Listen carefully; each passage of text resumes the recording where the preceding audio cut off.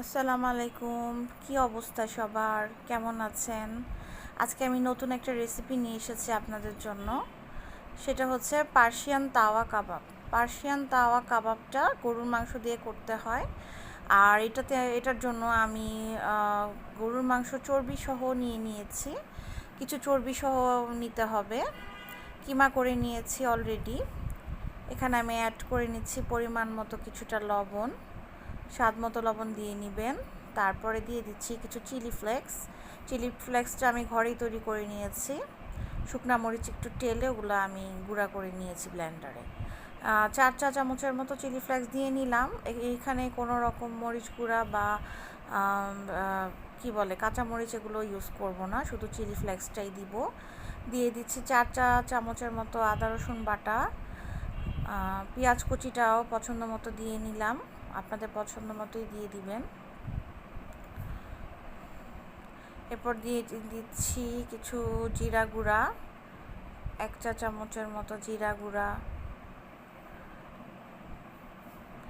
ধনে গুঁড়া 1 চা চামচের মতো,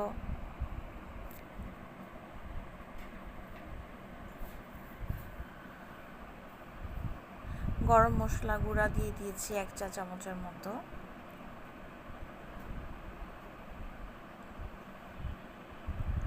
দিয়ে দিচ্ছি ডিম। গরম মশলা গুঁড়াটা কিন্তু কিছুতে স্কিপ করা যাবে না, তাহলে ফ্লেভারটা ভালো আসবে না।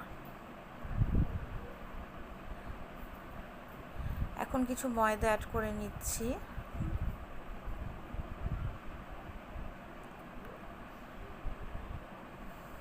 মিশ্রণটাকে আমি একটু মাখিয়ে নিয়েছিলাম।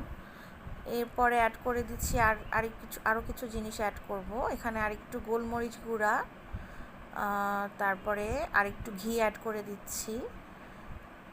ঘিটা একটু বেশিই লাগে কাবাবে, কারণ এই কাবাবে অনেকে শুধু ঘি দিয়েই করে।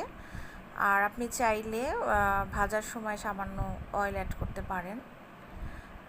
তাওয়া কাবাব নর্মালি তাওয়াতেই করতে হবে, নন স্টিকি ফ্রাই প্যানে আপনি আর কি করবেন, এটা খুব বেশি তেলও দরকার নেই।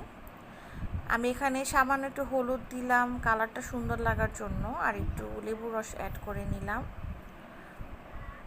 ঘিটা পরিমাণ একটু বেশি দিতে হবে, তাহলে পরে খুব একটা তেল লাগবে না। খুব ভালো করে মাখিয়ে নিচ্ছি।